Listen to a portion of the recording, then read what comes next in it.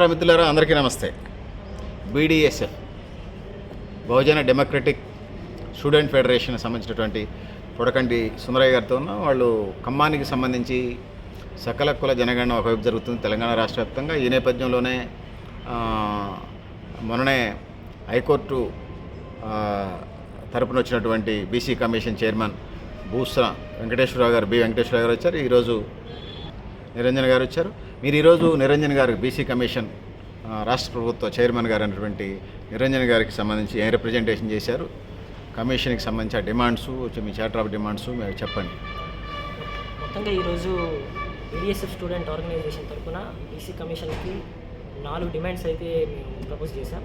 మెయిన్గా ఫస్ట్ వచ్చేసి మన స్టేట్ కాలేజెస్లో ఇప్పుడు చూసుకుంటే ఇప్పుడున్న కాంపిటేటివ్ వరల్డ్లో ఇంజనీరింగ్ కాలేజీలు లేకపోతే మెడికల్ కాలేజీలు ఈ రెండింటి మీదే మొత్తం స్టూడెంట్స్ మొత్తం మైండ్ సెట్ మొత్తం అటే వెళ్ళిపోయింది. కాబట్టి ఈ నీట్, ఈ మెయిన్స్ ఈ రెండే కాకుండా అదేవిధంగా అసలు ఈ రెండు జాబ్సే లేవు. ఇంకా చాలా కెరియర్ ఆప్షన్స్ ఉన్నాయి.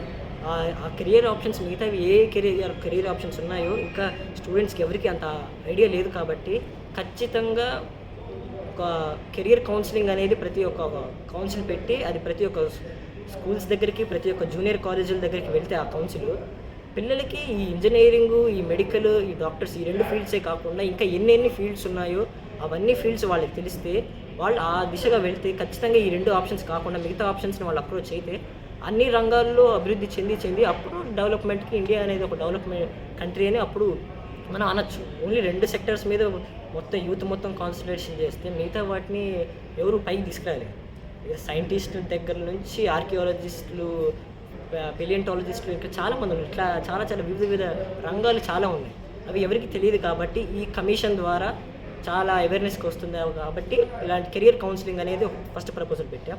సెకండ్ది వచ్చేసి ఏంటంటే నీట్, ఐఐటి ఈ 2 పక్కన పెట్టి ఒక బీసీ స్టూడెంట్కి, ఒక పేద విద్యార్థికి అంత పెద్ద మైటీ నీట్ని ఒక ఎగ్జామ్ రాసి దాన్ని క్వాలిఫై అయ్యి అక్కడ మెడికల్ కాలేజీలకు వెళ్ళే అంత నాలెడ్జ్ ఉండకపోవచ్చు. ఎందుకంటే తన ఫైనాన్షియల్గా తను ఒక బ్యాక్వర్డ్, ఒక పేద స్లమ్లో ఉండి ఎక్కడో గవర్నమెంట్ స్కూళ్ళల్లో, గవర్నమెంట్ కాలేజీల్లో చదివిన ఒక విద్యార్థికి అదేవిధంగా మళ్ళీ అదే స్టూడెంట్కి ప్లస్ ఒక వెల్ ఫ్యామిలీ, ఒక రిచ్ ఫ్యామిలీ, ఒక వెల్ సెటిల్డ్ ఫ్యామిలీలో నుంచి తను చదువుకోవడానికి అన్ని రకాల ఫెసిలిటీస్ ఉన్న స్టూడెంట్కి ఏమీ లేని ఈ స్టూడెంట్ని ఇద్దరికి కలిపి ఒకటి నీట్ ఎగ్జామ్ పెడితే ఎవరికి సీట్ వస్తుంది, ఎవరికి క్వాలిఫై అవుతారు? ఆబ్వియస్గా చదువుకున్న అతనే అవుతాడు. కానీ మరి ఈ వీడి పరిస్థితి ఏంటి? వీడు కూడా తన ఫ్యామిలీని చూసుకోవాలి, తన ఫైనాన్షియల్గా సెటిల్ కావాలి. కాబట్టి ఈ మైటీ నీట్ని క్రాక్ చేయాలంటే ఈ నాలెడ్జ్ సరిపోదు. కాబట్టి తనకున్న నాలెడ్జ్తో తనకి ఖచ్చితంగా ఒక జాబ్ కావాలి. కాబట్టి నీట్ ఒక్కటే మొత్తం ఇండియా మొత్తాన్ని శాసిస్తుంది. ఈరోజు ఒక నీట్ మొత్తం స్టేట్లో ఎటువంటి మెడికల్ కాలేజీలు లేకుండా మొత్తం మెడికల్ ఫీల్డ్ అన్నిటికి కలిపి ఒకటే ఎగ్జామ్ లాగా తయారు చేసింది. అలా కాకుండా ప్రతి స్టేట్కి స్టేట్ మెడికల్ ఎంట్రన్స్ ఎగ్జామ్లు కనుక ఉంటే కొంచెం నాలెడ్జ్ ఉన్న, కొంచెం యావరేజ్ నాలెడ్జ్ ఉన్న స్టూడెంట్స్ ఇంకా వాళ్ళని బెటర్ చేసుకొని అప్పటికప్పుడు స్పాంటేనియస్గా వచ్చే జాబ్స్ తీసుకొని వాళ్ళ ఫైనాన్షియల్గా వాళ్ళు సెటిల్ కావచ్చు. అది కాకుండా ఒక నీట్ మొత్తమే అన్ని మెడికల్ కాలేజీని శాసిస్తే అది రాంగ్, అది అన్ఫేర్, అదొక బిజినెస్ లైన్గా మారుతుంది. కాబట్టి ఈ స్టేట్ మెడికల్ ఎంట్రన్స్ ఎగ్జామ్ ఖచ్చితంగా ప్రతి స్టేట్లో ఉండాలి అని మీ సెకండ్ ప్రపోజల్ పెట్టాం బీడీఎస్ నుంచి. ఇక మూడోది వచ్చేసి ఇప్పుడు జరుగుతున్న ఈ ఈడబ్ల్యూఎస్ రిజర్వేషన్ సిస్టమ్ వల్ల ఒక బీసీ విద్యార్థికి ఓసీ విద్యార్థికి తేడా లేకుండా పోయింది. ఆ ఈడబ్ల్యూఎస్ అనేది ఒక మంచి ఉద్దేశంతో అగ్రకులాల్లో ఉన్న పేద విద్యార్థుల కోసం అని వస్తే దీన్ని వాళ్ళకి అడ్వాంటేజ్గా మార్చుకొని వాళ్ళందరూ అగ్రకులాల్లో ఉండి వాళ్ళ ఈడబ్ల్యూఎస్ సర్టిఫికేట్లు తీసుకొని 90% దాకా ఉన్న పర్సంటేజ్ని 10% తీసుకొని 80%కే క్వాలిఫై అయ్యే ఈ సిచ్యువేషన్లో అదే బీసీ స్టూడెంట్ కూడా 80% క్వాలిఫై అయ్యే పర్సంటేజ్. ఇద్దరికి 80 ఉంది. కానీ వీడేమో ఎక్కడో పేద విద్యార్థులు, వాళ్ళేమో కొంచెం వెల్ సెటిల్డ్ ఫ్యామిలీ. మరి ఇక్కడ కూడా అన్యాయం జరుగుతుంది, అన్ఫెయిర్. కాబట్టి ఈ ఈడబ్ల్యూఎస్ వల్ల బీసీ స్టూడెంట్స్కి చాలా అన్యాయం జరుగుతుంది. కాబట్టి ఈడబ్ల్యూఎస్ అనేది ఖచ్చితంగా తీసేయాలి.